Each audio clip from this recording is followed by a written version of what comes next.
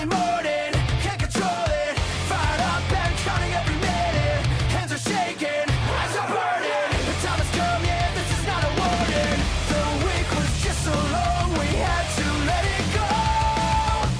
Our problems disappeared, we're not tied up anymore. The weekend is here. Sunday calls, we are sick and tired of it. Up and down, can you feel it? Up and down. Okay. What I'll do as well, I know you do the Curry Kid persona, but I'm going to ignore that. Perfect. Just so it's keeping in the character. Thank you. Right then. How does the audio sound? Sound okay? Oh, it sounds perfect. Brilliant.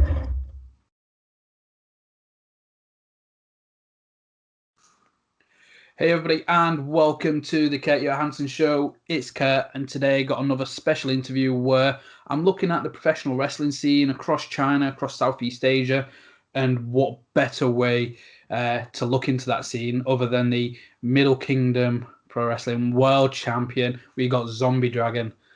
Do I call you Zombie? Do I call you Dragon? Welcome to the show. Most people just call me Zombie. Zombie it is. So yeah, thank you for coming on the show. Like when I started doing this series of looking at the different wrestling scenes, you was somebody that I definitely wanted on the show just because the whole presentation is fantastic. And when I did my interview with Adrian Gomez, obviously runs MKW, he just sang your praises so highly. So no, really looking forward to this chat. So thanks again. Thank you. Thank you for having me on the show, man. I love doing these. Yeah, no, brilliant. So obviously you're wrestling in China, but you're from Atlanta, Georgia. So we'll start off with how you got into professional wrestling to begin with and why. Like, when was the first time you'd seen wrestling and thought, that's what I want to do?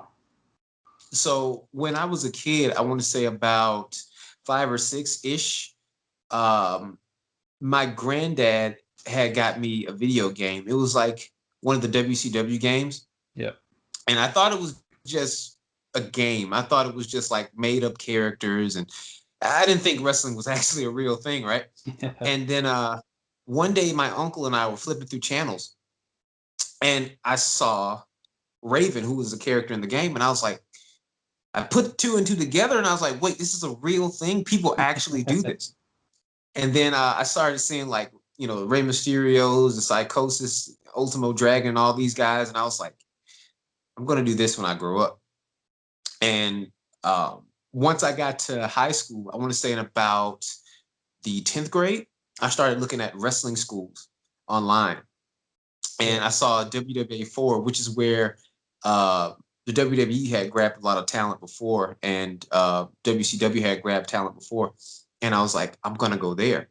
And I was so determined to get to wrestling school. And I remember not even going to my graduation because I was like, I'm enrolling into wrestling school right now. Like I'm going to do this, man. So that was my very first experience of pro wrestling. What was your family's reaction when they're like, oh, we can't wait to see you graduate? And you're like, you're going? I ain't even going to that. Like, oh man, my mom was so mad. Oh my God, she was so pissed because it was more so for her. But I was like, man, I did the work. I don't want to go another day. I don't want to see these people again in my life. I'm not going to any reunions. I'm going to wrestling. So they were pretty pissed at first, but they came around. Nah, from the career you've had, you definitely made the right decision. But yeah, I can just imagine you might be like, boy, what do you mean you're not going to your graduation? Yeah, that's exactly how it was. Oh, amazing. I wanted it that bad. And that's actually how I got into pro wrestling in 2008. Oh, brilliant. So what was that first experience like then? So you've just built off your graduation, something you've been working all these years to, and you're starting that next chapter. So what was the training like, and who was it that was training you? So when I entered WWA 4, it was Mr. Hughes, Curtis Hughes, WWE alumni, and alongside him were guys like Jonathan Gresham, Rick King, Caden Knight, different guys I have a lot of respect for. They were actually helping to train too, because we had so many rings in that. We had like 5 rings in that building, Oh wow. and they would all individually like take us and show us different things. So, cardio work, promo work, all kinds of stuff. And it was a little scary at first, going into a school, and there are some jacked guys there. There are like some huge bodybuilders. Like I'm kind of afraid because I don't have a wrestling background because we didn't have wrestling in our school, so I had to pretty much learn everything from the ground up. It was pretty terrifying at first, but once I saw how engaged all the coaches were, I began to like open up, and then they started letting me referee a lot of the shows. That way I could like get a real good visual on footwork and how things are going on. And it just became a really good training experience. I think now WWA 4 is ran by AR Fox, who's another talented wrestler and good trainer as well. So A4 is one of my homes. And actually, once I started going to the road a little bit, and I think Mr. Hughes left, I started going to Platinum Championship Wrestling, which is in another part of Georgia. Yeah. And that kind of ties into my coming to China experience. Okay. So you mentioned like you was doing refereeing. So do you think that was a valuable experience, and would you recommend it to? Because I know you do some coaching yourself, which we'll get into later. But do you think that is a valuable experience just to give people a different perspective? Absolutely. Absolutely. I can never trade what I learned refereeing for actual wrestling experience. I mean, just being in there so close to 2 guys who are extremely talented at what they do, you can really watch those little things that fans can't see. There are things we can't see on camera. There are things you can't even see from the front row, but that referee gets that real bird's eye view of, oh, okay, this is how this works. That's how that goes. And man, that experience, I even have my guys to practice refereeing in training matches just to get them on cue to understand how the game really works.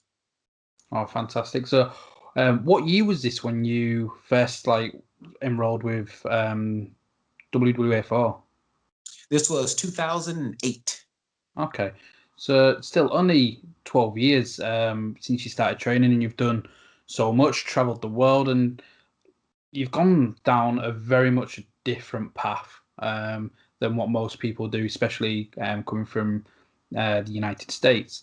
So you mentioned when you got to Platinum Championship Wrestling, and that's where things kind of changed. But before we get to that, what was the first experience of you actually being in the ring, wrestling in front of an audience? Terrifying. It was absolutely terrifying. Um, Being in a mask helped because I knew, even though I was a babyface then, I knew like whether they liked me or they didn't like me. If this match sucked or if it was good, I could go in the back, I could take it off, I could breathe, and I could be myself. And that was my whole thing about being a masked wrestler. But my first match, it was terrifying. They cheered so loud. It was actually, the show was maybe, I would say, 10 minutes walking from where I live in Atlanta, and just seeing like, it was about 400, close to 500 people, and it was for a like a summer camp thing. Yeah.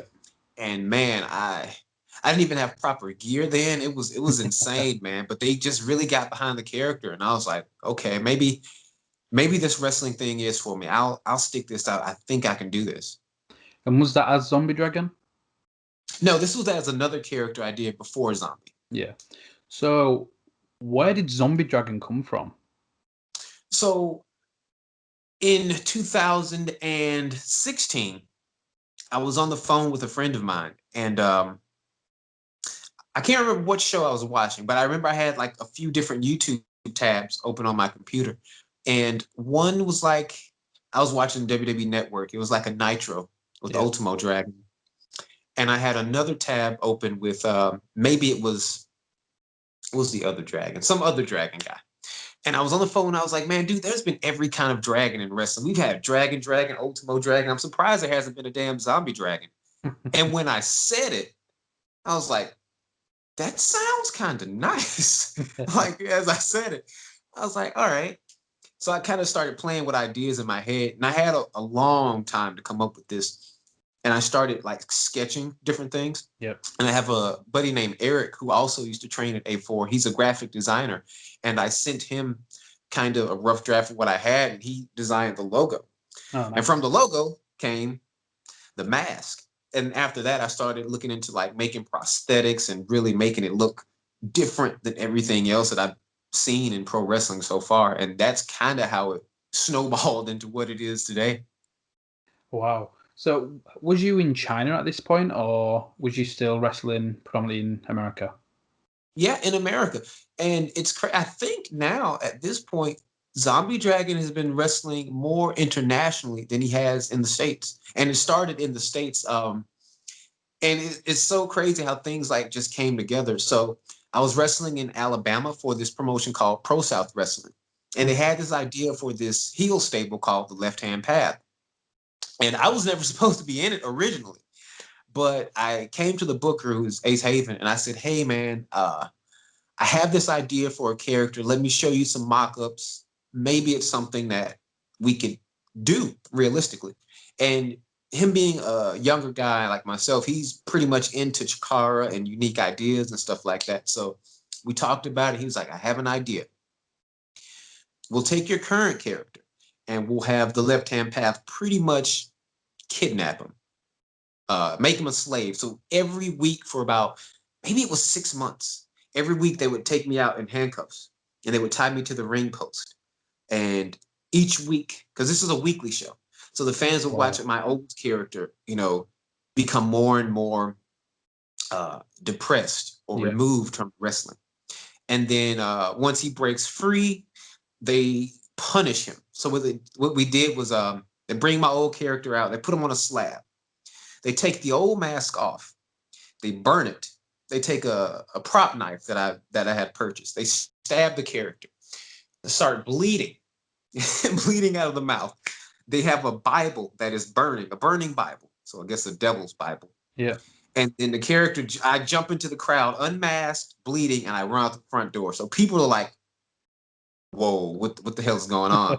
And then later that night, I returned as Zombie Dragon. And it was, from that point on, it was just like, this is it.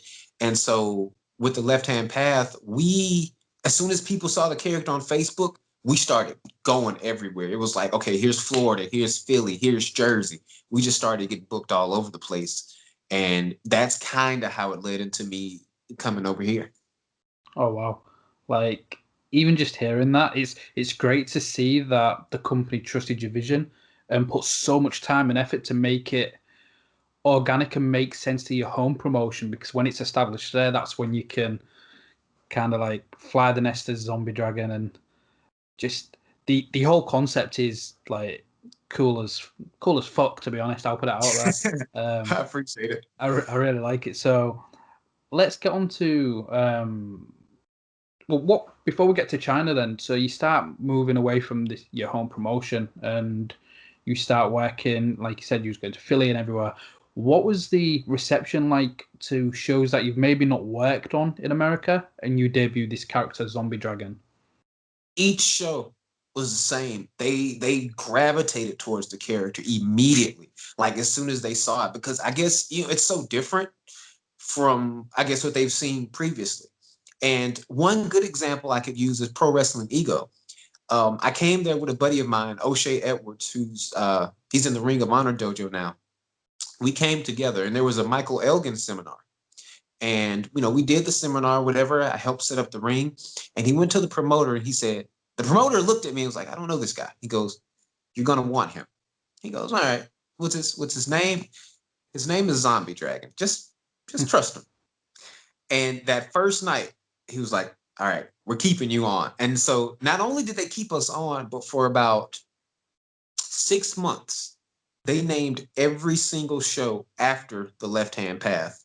So this one was a Path to Pride or a Path Less Taken. Every show was named after us, and they were like, here's the tag belts. You guys run it. And I was like, man, like people really believe in this character, man. It's insane the amount of love that I've gotten since really being as creative as possible. And I appreciate all of it. Wow.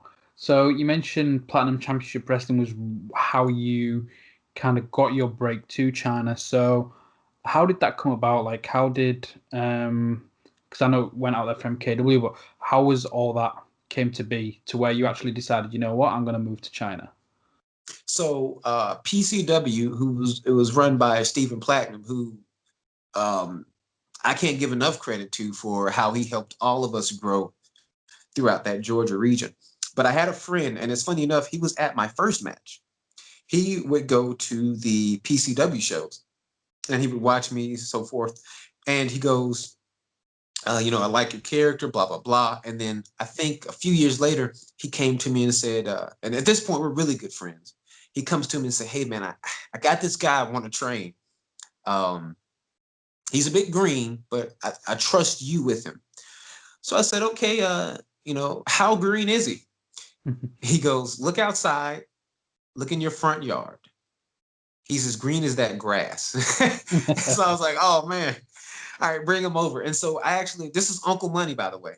Okay. And I ended up training him in my front yard for his first match. And it was basically me just beating myself up. You give me this, I fall and blah, blah, blah. And it actually did really well. And what was really impressive to our friend Alex was I didn't ask for anything in return, no money or anything. I just did it because it's a friend. And Uncle Money came to China first on a job, and he found MKW, right? And so MKW was like, hey, we're thinking about opening up a training school. Does anyone know anyone? And Uncle Money says, as a matter of fact, I do. And Adrian contacted me. I'll never forget this. It was one day at work. I used to work also as an electrician. And I had this really rough job one day, like digging a trench. And I was like, man, I hate this job. If I could leave this job tomorrow, I would. And my phone dinged. It was a message from Adrian talking about China. And he didn't even get through the entire message. I was like, I'm in. And so this was in late January when he messaged me. By March, I had my passport, my visa, and everything, and I was ready to go. Wow. What was your peers and what was your family like when you're just saying, 'cause at this point you've got a following in America and you're like, I'm going to China. Man, so my grandma, she's like a mom to me. Man, she was heartbroken, but in a happy way, because I'm not gonna see my baby, but she was so happy. My friends were ecstatic, they were extremely happy for me. I've been fortunate enough to have a really good support circle of friends. Not guys who are gonna hate on you, but like real legit friends. Even to this day, and we still keep in contact. And they were like, man, if anybody deserves it, you do, because out of 12 years, you were always the guy to put other people over, help people, and not ask for much in return. You pretty much deserve this. And I think the biggest thing for me was wrestling is pretty new in China. And to know that I could travel to a new country and help present something brand new with this character, like if this could be somebody's introduction to what pro wrestling is, I think that would do more for me in my career than anything. Yeah, definitely. And I think it's worked. Like, no disrespect to any of the other talent in China, but I think when you think of the Chinese independent wrestling scene, you think of Zombie Dragon. And it's something we'll get into later, but it's the reason why the indie wrestler video game, they want Zombie Dragon. So Yeah. it's definitely paid off. Like, what year was this when you went over in March? I went over in 2018.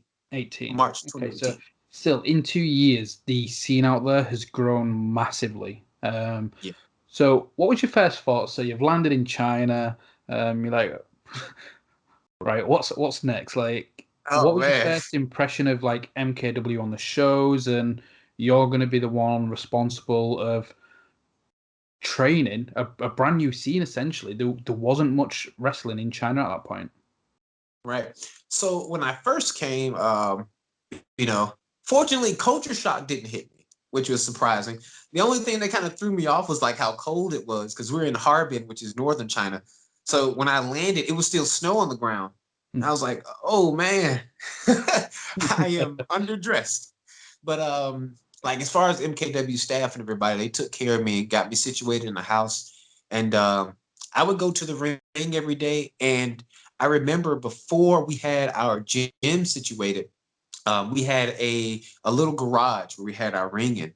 And man, me and the guys who were up in Harbor would train there every night, every day, just train.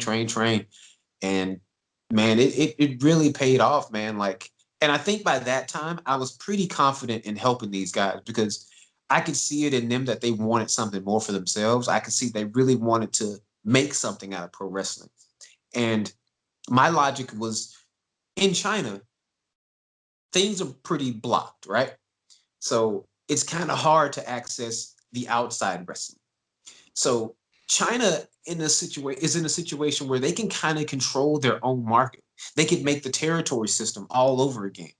They could really make a lot of money in China and really take over the market. And the views, like MKW views in China are freaking massive. And you see like millions of people watching. It's like, oh my God. Wow. You know, it really puts 1.4 billion into perspective when those views start coming up. Yeah, I can imagine. And it's one of the things that we don't really think about. Like when I've been doing all these different series, it's kind of to try and highlight the different wrestling scenes across the world to a different audience, whether that's here in the UK where I'm based or in America or Australia or somewhere like that. But when you put it into perspective, like a million views, like any company on TV, barring Raw and SmackDown, they want more than that. But AEW would settle for that. NXT would be settling for that. Impact would be. And there you are with MKW in China hitting that million viewership bracket. Easily hitting that market, man. That's crazy to me, man. Like I never thought I'd see that outside of like the two major promotions. You know what I mean? Wow. So let's talk about that first show then. The first show where Zombie Dragon comes out the curtain to MKW. What was that like? Because again, one, it's new audience completely. It's not only a new audience, but it's a brand new country. Are they going to take to what you're trying to sell? And it's a brand new group of wrestlers that you're working. It's a brand new scene. A lot of them may be quite green because you're out there to do a job. You're out there to try and train people. Talk about that first experience of your MKW debut. All right. So I'm gonna put that in two parts: my first and second match.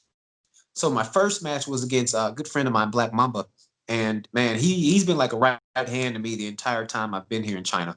And funny enough, Zombie was heel, right, coming to China. Yeah. They would not boo for the character.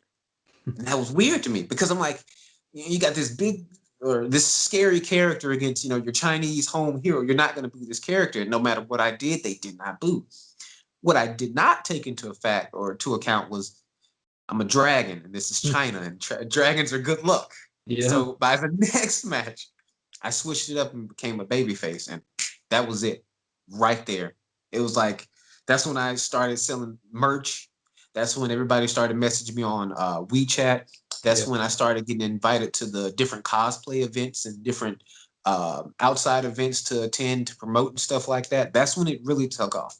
Match 2. Wow. So not only are you getting popular within the wrestling community, but just let's call it, say, like the fandom kind of thing, where you go into all these cosplay and massive events. So what's that been like for you? Because again, Zombie Dragon in America, everybody liked it, but you've gone to China and they've literally put you on a pedestal. Yeah, man, it's crazy, man. It's like, and I love like going into the little events outside of wrestling to really promote it. It's really cool, man. Like seeing so many young people, because with this area there are a lot of universities, a lot of students, right? Though that's going to be your market, right? And like you said, the fandom crowd. So going to like the cosplay shows and seeing these kids all in their like Batman or Wolverine costumes, and they see this character, which they've never seen before. And then I have obviously a translator because my Chinese is okay. I have a translator helping to promote pro wrestling. And on the screens that we have in the back, they can see what MKW is in Chinese, and they actually come and they come in their cosplay suits. I remember I went to a cosplay event and I had a match maybe a few days later, and the guys came in their same devilish costumes, and I saw them in the crowd with their flags. It was dope, man. Like, I love all those cool like fandom events. It's awesome, dude. That sounds amazing. So we've mentioned like the TV viewership. What's the live audience like then? The live audience, I think the live audience is always a couple hundred. You can get, and this is in Hardman, which is impressive because it's a lot of older people too, but we get like a good foreign crowd, a good Chinese crowd. Yeah. And I think that has also helped MKW, is having that mix, because in China, people are kind of reserved when it comes to cheering and things like that, right? Yeah. So with the foreigner crowd, they hear them like yelling, cussing, and all that stuff. And they're like, maybe it's okay. And so now the Chinese have started to, scream and get stuff out. And so now we have more Chinese coming, because now MKW is that place where they can really express themselves in the crowd and not get in trouble. When we do shows in Shenzhen, we draw even bigger. That was the one I won the championship in, and those always draw huge crowds. Always. Wow. So before we move on to like the championship reigns and things like that, you've also worked, I think it was KOPW in China, but you've also been traveling around the different Asian and Southeast Asian markets. So what's it been like from when you've been to, say, the likes of Japan, Thailand, South Korea? Oh man, that was literally dream come true. I told a buddy of mine, like, I want to fill this passport up. I want to fill it up with stamps from different countries. I want to do it. I want to see if I can hit 10 different countries before my career is up. And he was like, "You're settling. That's too low." I was like, "What, man? You really think so?"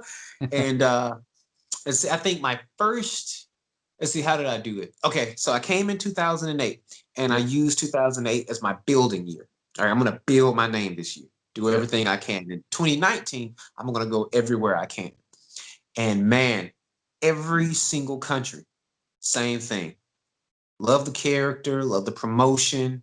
And it's just crazy, like, seeing all these different people, different cultures, different languages, different nationalities, all agree and just gravitate to something that you created, man. That it's impressive. Like, Japan, that one hit here, man. Like, we had Japanese wrestlers to come over to MKW, and I'll never forget, they came to one of our training sessions, and they were helping some of the younger wrestlers, train, work on easy stuff. And I took a shoulder tackle from one of the Japanese to show the trainees what it looks like. Yeah. And the guy goes, "He can bump." I was like, "Yeah." He didn't know I was not a trainee, and he understood. Oh, okay, you're a trainer. And then we went out to like a little cosplay event, and he saw the character, and he goes, "You, Japan." And then he saw my match. So I was booked in Japan before he even saw the wrestling. He saw the character and was like, "You're booked." And then he saw the match. He came, shook my hand, and was like, "Yes, you, Japan." And we had one more show before I went. And he showed me the seat layout of all the tickets sold. And he said, "Since I've announced your character, we've almost sold out tickets."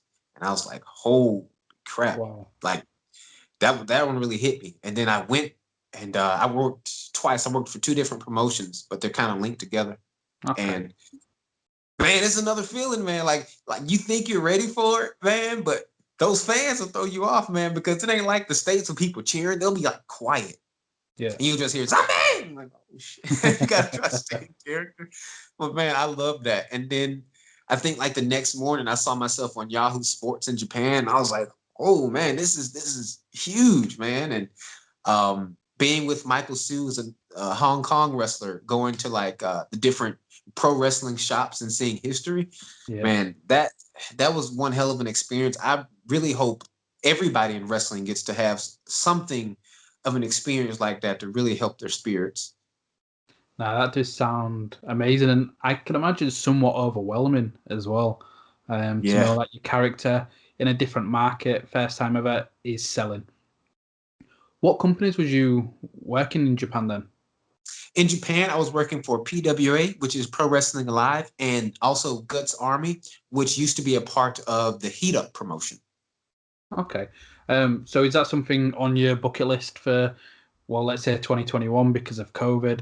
You wanting to go back out to Japan then? Absolutely. I've been there twice. I want to make it a third time. Yeah. Yeah, definitely want to go again. I like the number 3. So I mentioned like Thailand and South Korea as well. What was your experiences going out there? Because I believe in Thailand, was it with Setup and Wrestle Square joint show?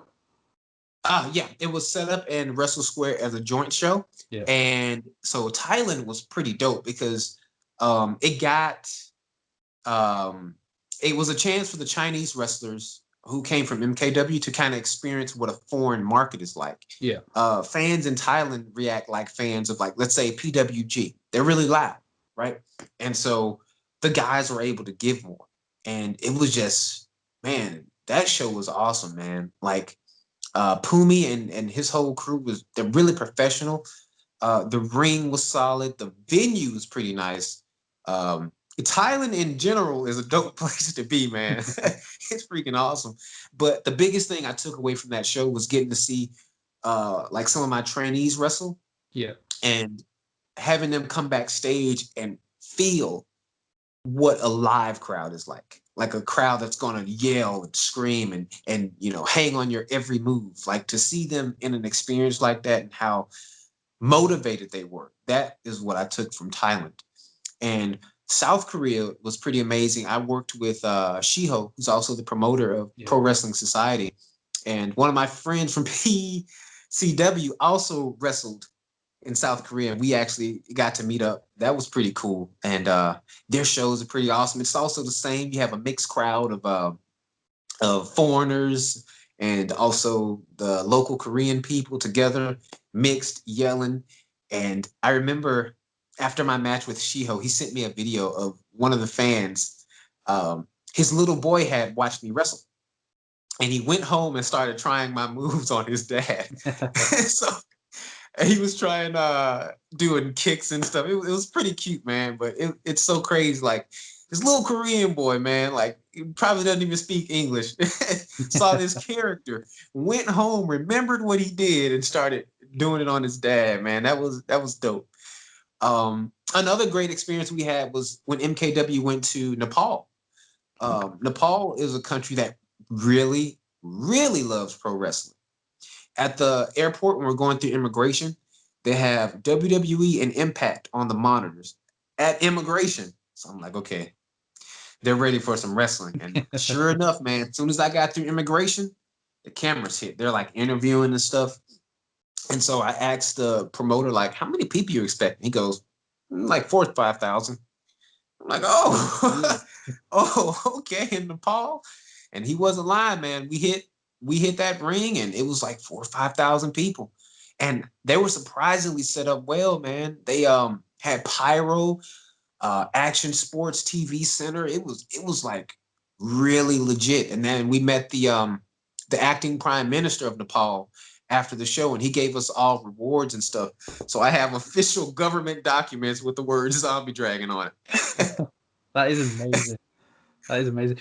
Was that show as MKW then, or was you partnering with a different company? It was MKW partnering with Nepal Ring Wrestling to bring the Belt and Road tournament for that year. That was 2019 Belt and Road tournament. Oh wow! Like, that's crazy. It's crazy to see how popular it is. Like, here's you not knowing too much what to expect. You're going out to China, and then it is like stardom essentially for yourself. And yeah, it really is.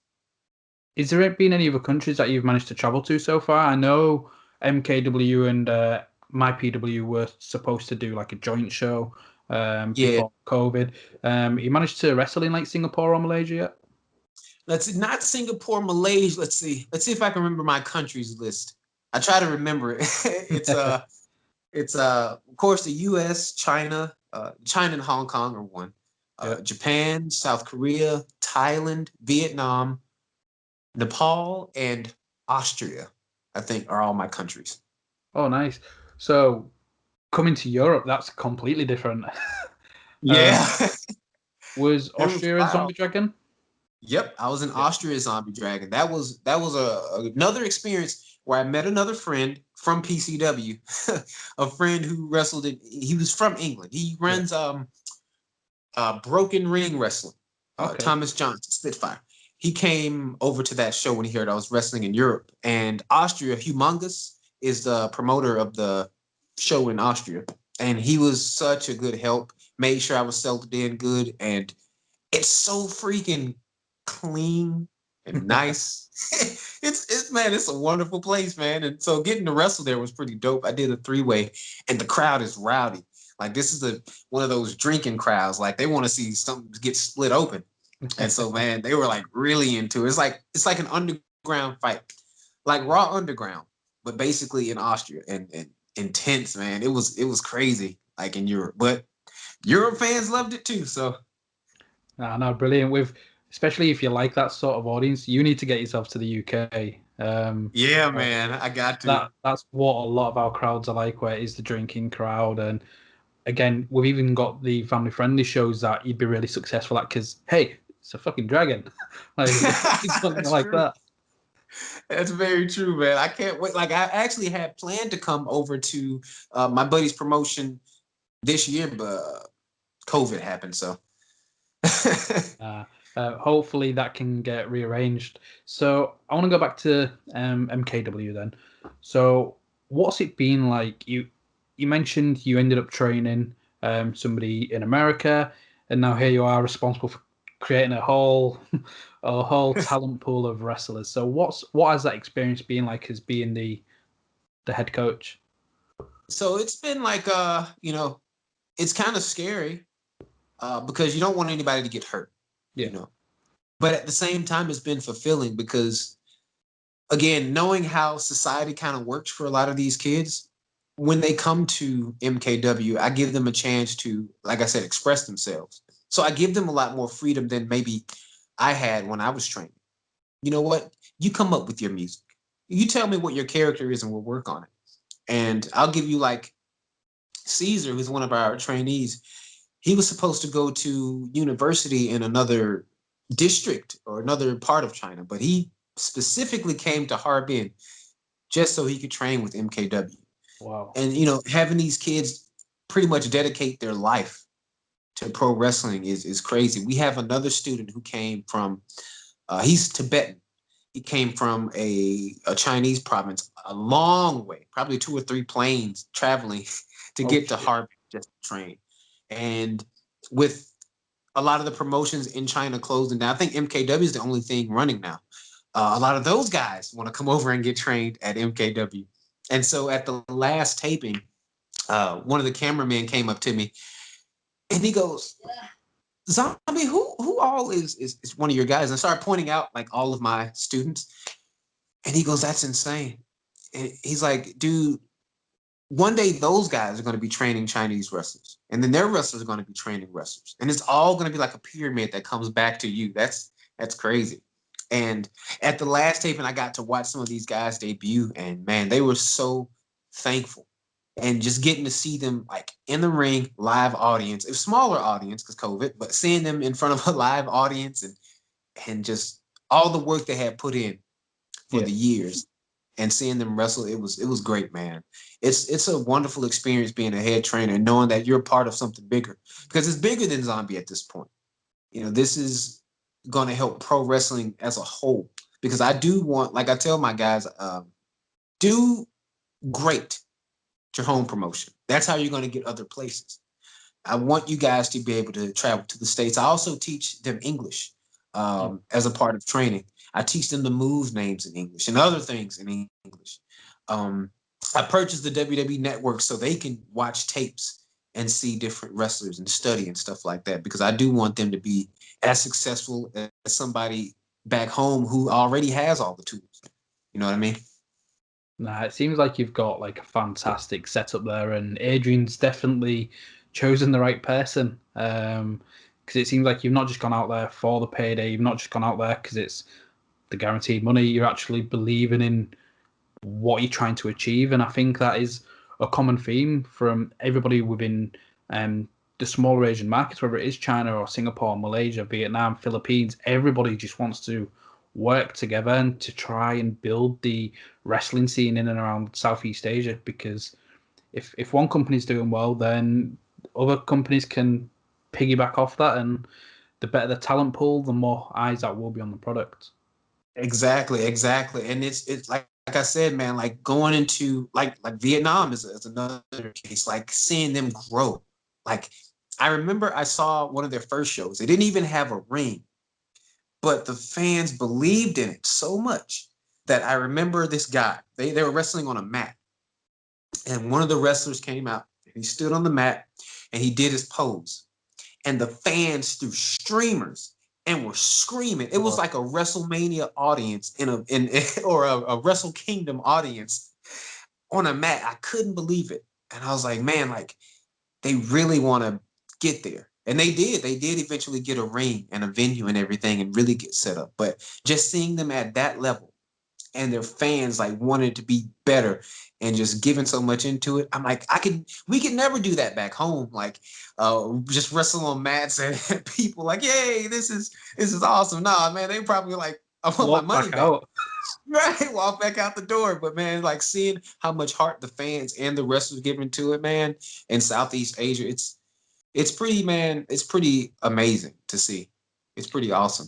Yeah, recently we've seen more WWE involvement around that area as well, having a look at the different markets and things like that. Is that a goal of yours, like with WWE?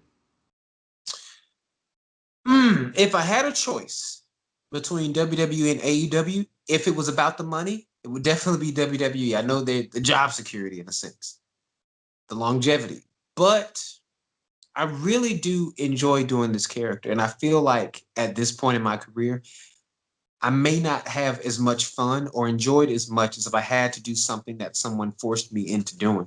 And I know at least with AEW, if I did have the opportunity, they would let me be me. So I don't know. I don't think I would take it. Not at this point. It's good to see. Like, I think with AEW, yes, it may not be the job security or the money, but it's the creative freedom. I think you've been seeing that on the product, and I think it would definitely.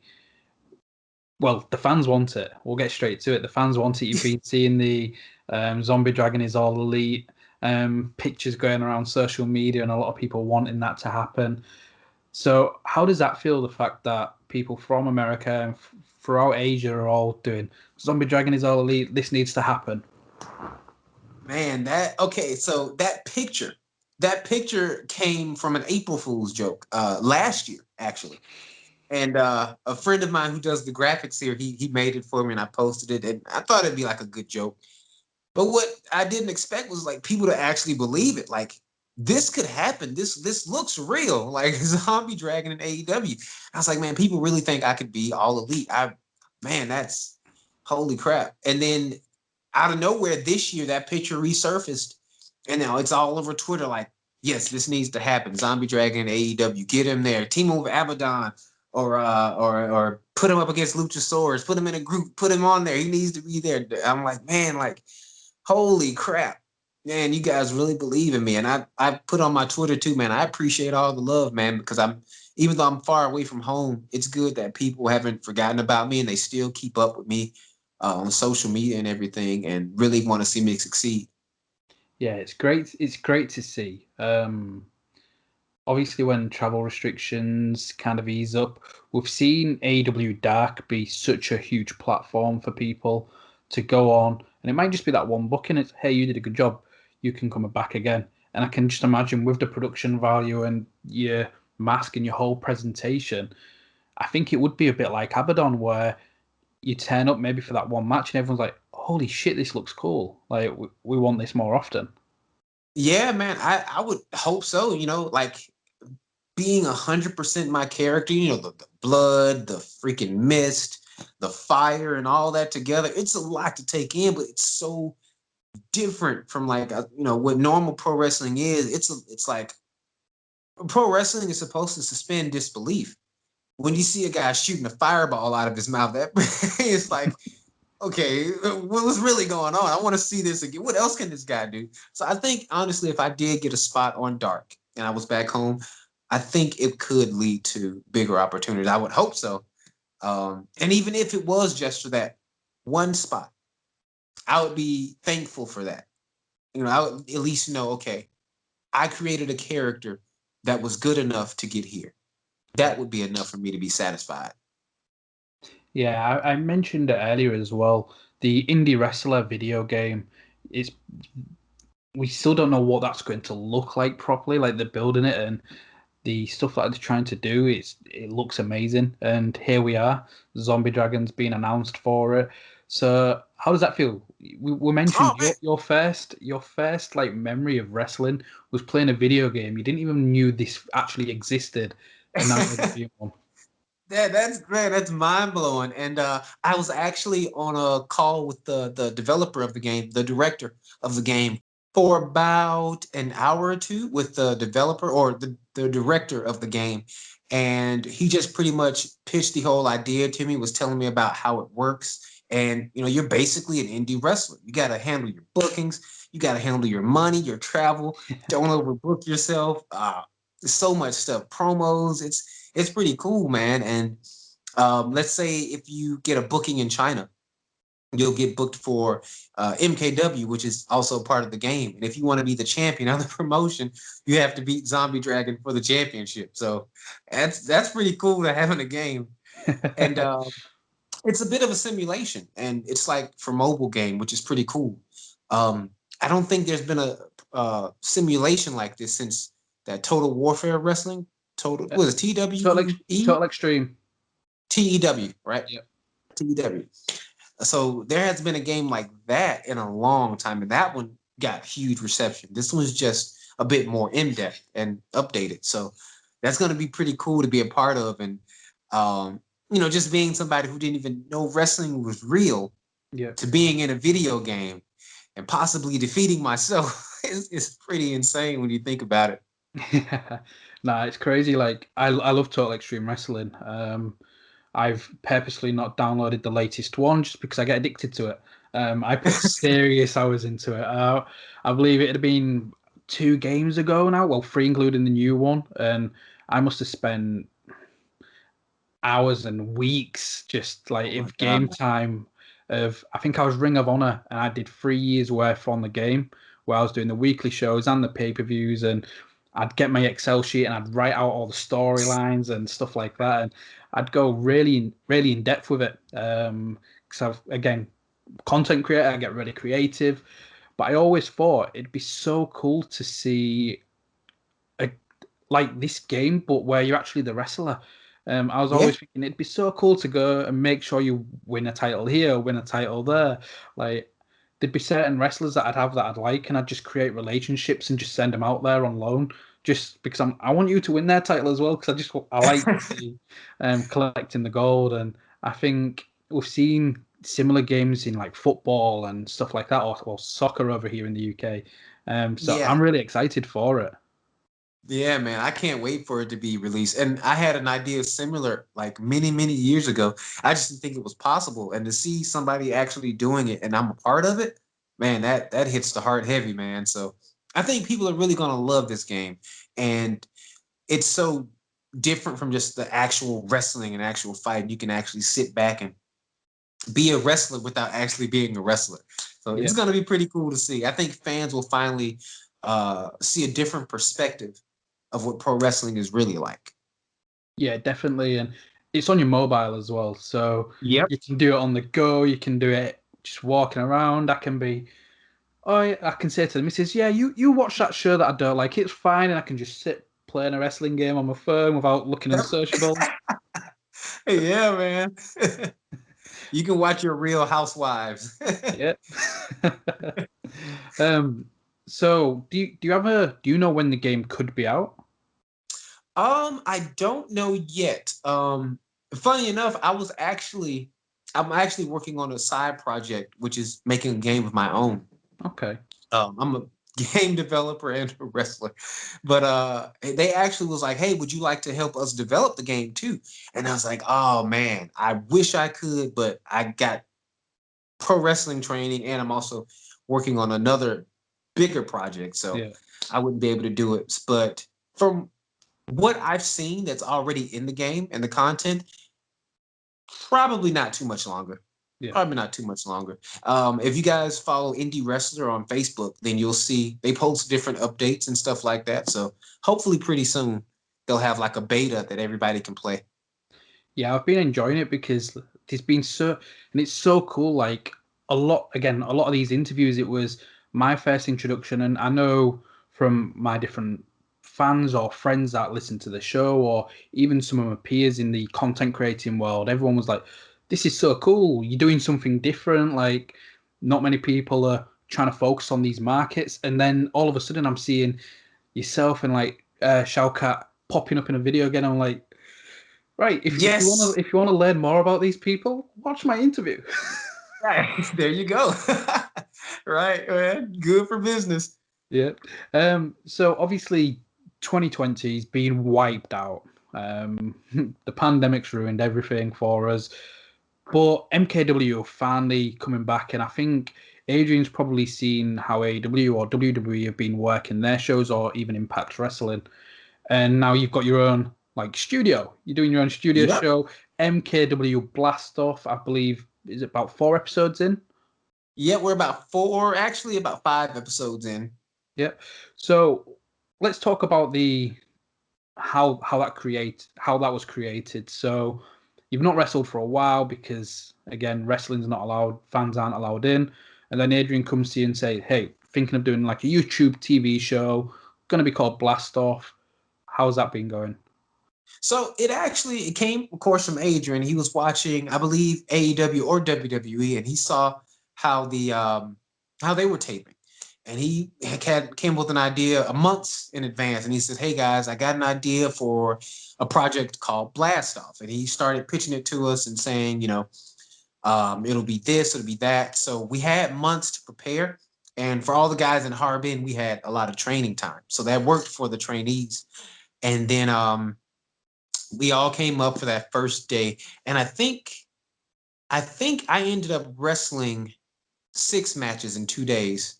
He was like, "Can you Wow. do that?" I was like, "Yeah, it's I can do it." And after like that first day, everybody was just on point. They just needed get that ring rust off. Yeah. Once they got it off, like by their second match, everybody was pretty good and everybody was just on it, getting firing on all cylinders. And one thing that he did that really helped, he did invite a few live fans, like a few friends and family, who kind of set up in the balcony, but they're loud and they're cheering too. So that also helped like the spirit of the wrestlers. I think wrestling in a completely empty studio would not have been so good. Yeah. But having people to feed off of worked a lot. And it's actually been pretty cool on these tapings, man. Like getting to see your friends again. That's another good thing. Haven't seen some of these guys in months. Yeah. And just getting to work with like Boofa and Big Sam, Connor, and all these guys again is pretty cool, man. And everybody has new ideas. Everybody wants to do the new stuff they're seeing. So it's been pretty cool. And I can't wait for like the next tape. It's going to be a few more matches.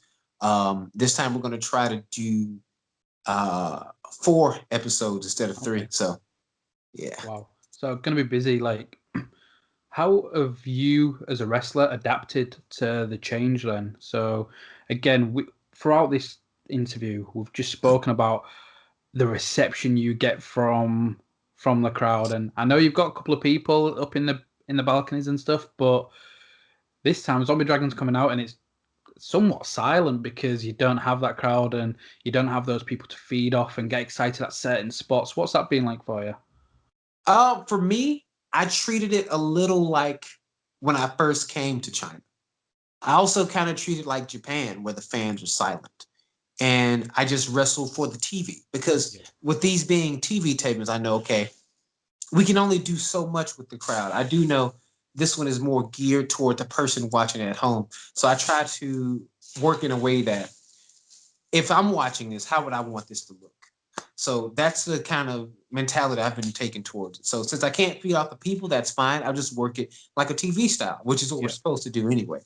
So it's been okay so far looking at it from that perspective. But if I treated it, I think like a normal show, then it may be kind of like, I'm out of my element now. Yeah, because I think especially at the start, you saw some people that'll be on TV and they'll try and cheer the crowd and then realize nobody's there and they just look stupid. And Yeah, man. Like you got to treat it like TV. Man. That would have been a hilarious zombie dragon pumping up the non-existent crowd. Oh, man. So is Blast Off only for YouTube or is it on TV in China? It's for YouTube, and it's also for a streaming app in YouTube as well. I'm sorry, in China as well. Yeah. So what's the reception been like from the MKW fans from it? Oh man, they love it. There are articles about it. There are MKW WeChats. They share. They make stickers of it. So they'll take like a clip of your match and use it as a GIF or whatever and send it to people. So it's been they've been pretty receptive because there's been no wrestling in China.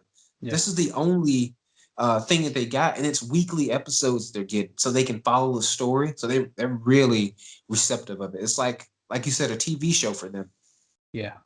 So if somebody was going to tune into MKW Blast Off, especially from America or the UK or anywhere around the world, what could they expect to see from this Chinese promotion? They could see what Chinese wrestling is like. They could see what the culture is like, what the characters are like, the presentation. They can see what's different about it. I can point out some things myself, like back home, I don't think on an indie level, the production is not as good, I don't think. There are a lot of things, the different nationalities of people mixing together. That's another thing I didn't see a lot of back home. Of course, the language is different. It's a lot of different things. Like once you really check it out, and then another thing is to look at MKW when they first started and look at it now. It's day and night.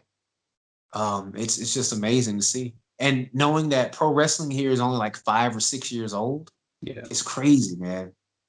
Yeah, the production value, and again, 5, 6 years old, and you're getting over 1 million views on TV.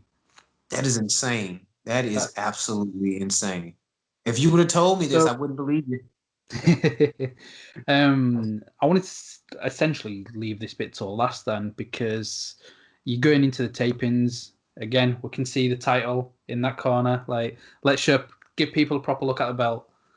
Yeah, let's give them a good look at the World Championship. It's probably bigger than my screen. There you go. There we go. This thing is heavy, man. Traveling to the airport with it, I have to pay extra. How do I lose money as champion? You need to be getting on to Adrian about that. Right. So obviously, you ended up winning the championship. I think it had been December last year. Yes. Again, somebody you mentioned earlier, Michael Sue. What was that like? What was that experience like for all this hard work over the last year or two, and now you're the MKW World Champion? Man, it was like, I remember a lot of guys were pitching for it. Like Big Sam being an ex-champion, he was pitching for it. Like, you need to put that belt on Zombie. And most people could be like selfish and say, "Oh, I want the belt on myself," but it was never like that. I remember going into the venue. Our Japanese team was there, and I came up the stairs before the match, and they go, "You winning, right?" I go, "Yeah." They were like, "Good." And just knowing that there were so many people in China, back home, everywhere, just rooting for me to win that match, and actually winning it was another thing, man. It was like I did it. Like I just won the championship of China. Like, holy crap. And what was so cool about that is the next day was my flight to America. Wow. And I didn't tell anybody that. So I won the championship. People saw the pictures and like, "Oh man, congrats, holy crap." And then going back to Pro South Wrestling, boom, I show up with the championship and they're like, oh shoot, zombies back. Like this is awesome. Seeing all my friends again. I surprised my son, my family. I told everybody I was coming like a few weeks later than what I did. I just Yeah. busted in like a war veteran. And it was pretty emotional, man. Like seeing all my friends again, having the championship, um, sharing all the stories of my travels, and actually being able to help motivate guys back home. Like guys like, okay, maybe I can do this. Maybe I can put forth more effort. Maybe I can go somewhere. You know what I mean? Maybe WWE is not the only route to go. Maybe there's something else I can do. Just putting those ideas in people's heads, man. It was worth it. It was worth winning the championship to do that.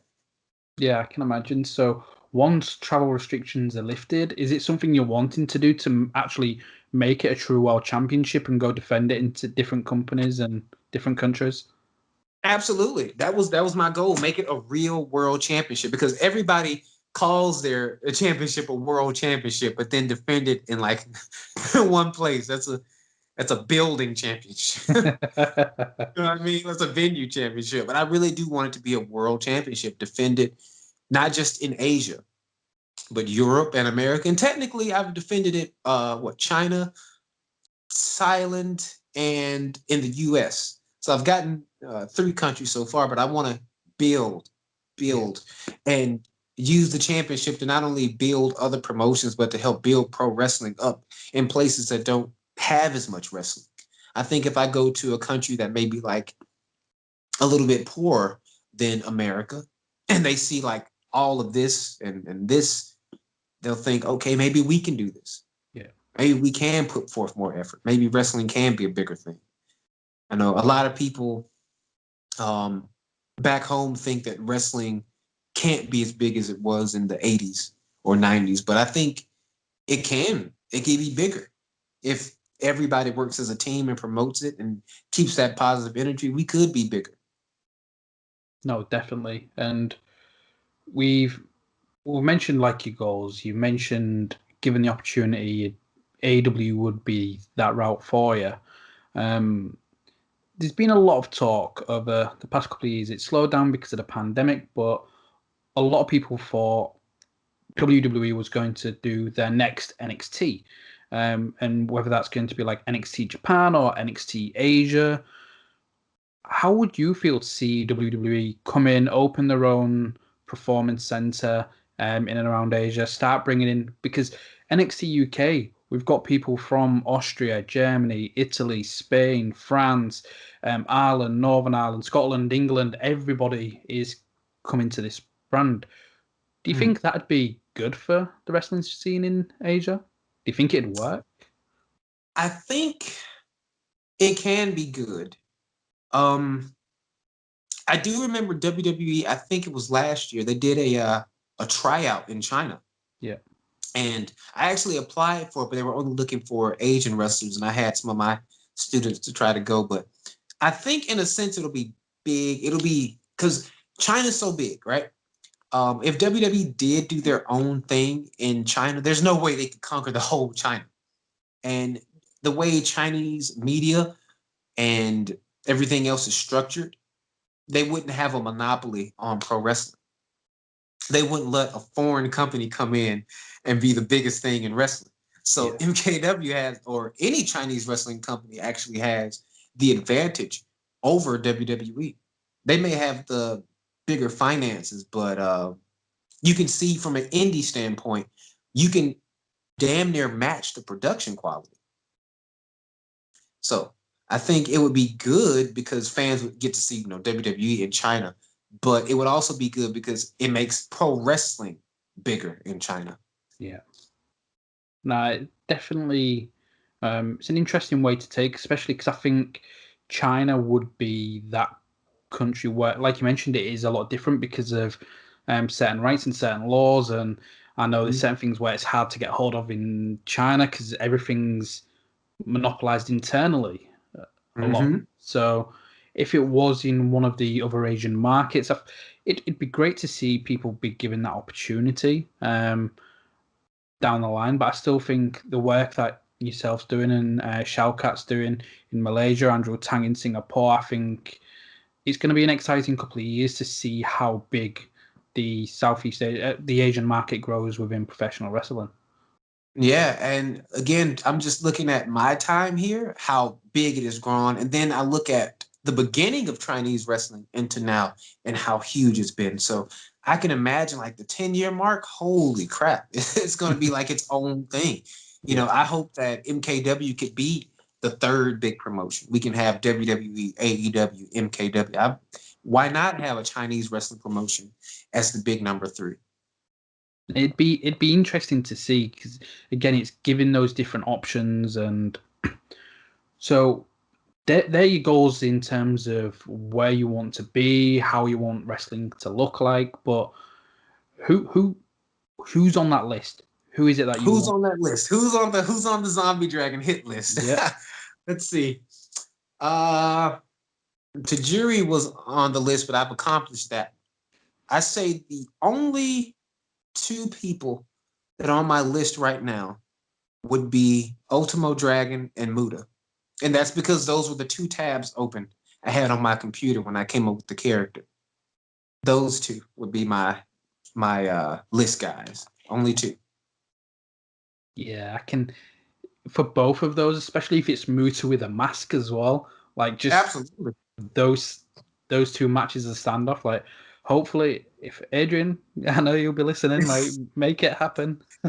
Man, I would put in the money for that one. I think everybody would. Like, Yes, I sell start the the championship. GoFundMe. Yep, start the GoFundMe. Yeah, go fund me for Muda. Yeah. Oh, Well, man. so to wrap things up then, if people aren't familiar with some of your work, or they're listening to this and think, actually, I want to see more Zombie Dragon, other than the match where you capture that beautiful championship there against Michael Sue, like, what matches would you recommend people to check out?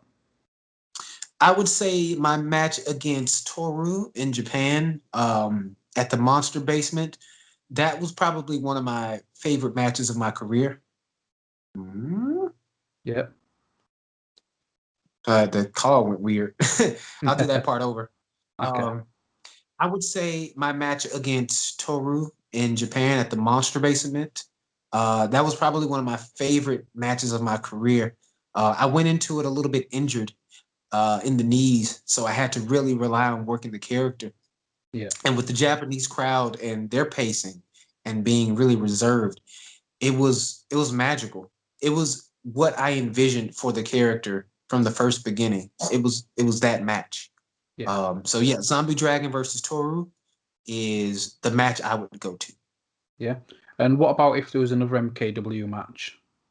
MKW, besides my Michael Sue match, pretty much anything from MKW. Another one of my favorites is my match versus Bitman. That one I hold dear to my heart because I was almost dead. I was sick. I was really ill during that match. And people were like, oh man, that was awesome. And I went backstage and almost collapsed. But it was so good working with him, who also worked for Dragon Gate. So getting to work with somebody who can actually go and putting myself to the test like that was pretty motivational for me. Yeah. So all I'm thinking here is, for you to get your best matches, you need to either be injured or ill. Injured, or sick, or dying. Yes, I can get shot and have like a 5-star classic Meltzer rated 6 stars. So what was the experience working with Tajiri like?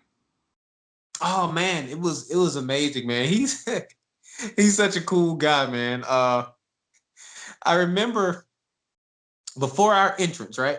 The way it was set up was I come out first and then he comes out.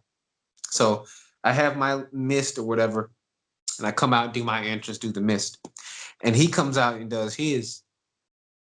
Then I thought, wait, you didn't have mist on your entrance. You took mine that I had sitting there. So he stole my mist just to use it in his entrance. But one thing that was cool about like that whole situation was it was in Hong Kong and it was a 2-night event. So the first night was the setup. After his match with Santa Maria, I come out and he's like, what the hell is this? And we're basically mirroring each other. And then I pop open the mist and he sells my mist and sells my character and we shake hands. That was a cool moment for me because going back to my mom, I remember only a few times we watched wrestling together. And there was one time we watched a SmackDown and she saw Tajiri do a tarantula and she really became a fan of him. So getting to work with somebody who my mom was a fan of was pretty cool to see. To show her a video of it was pretty dope. And you're like, see, Mom, that's why I missed my graduation. Yeah, that's why. That's why I didn't go. Well, Zombie, it has been an absolute pleasure having you on the show. I wish you nothing but the best. Hopefully that Zombie Dragon is All Elite picture does become a reality, and your goals and aspirations with MKW become what you want them to be. Where can people find you on social media? Where can they support MKW? Okay. You can find me on social media as far as Facebook as the Zombie Dragon, or you can follow my personal page as Alberto Del Curry. That is not my real name. Facebook won't let me change it. You can follow me on Twitter at TH3 Zombie Dragon or Instagram as the Zombie Dragon. If you want to follow MKW, you can follow them on YouTube at Middle Kingdom Wrestling. You can also follow them on Facebook and Twitter and Instagram as MKW Wrestling. Fantastic. And again, thank you very much for coming on the show. It's been a pleasure, and hopefully we'll get to do it again sometime down the road. Absolutely, man. During my All Elite debut. I'm going to hold you to that. So once you wrestled for AEW, you're coming back on my show. You're going to be the first person. I'm going to call your personal line. I'm like, all right, match just got finished. Let's do it. Definitely holding you to that one. So everybody, make sure you check out Zombie Dragon. Make sure you check out MKW and Indie Wrestler. I'm definitely going to go to China and take that belt off you. And when I send you the screenshot, I want you to send me that belt in the post. I'm like, look, I understand. If you send me the Cobra Kai shirt, I'll send you the belt. Deal. So Cobra Kai just for everybody watching. But yeah, so you can find myself at K Johansson Show. And if you enjoyed this one and you're wanting to learn more about MKW, check out my interview with the owner, Adrian Gomez. And also, if you all the different names we've mentioned, whether it's Shukat, Andrew Tang, Alexis Lee, or Ho Ho Lun, just make sure you have a look at the YouTube. They're all there. And I have got the playlist that you can go on where it'll be all the different interviews throughout Southeast Asia.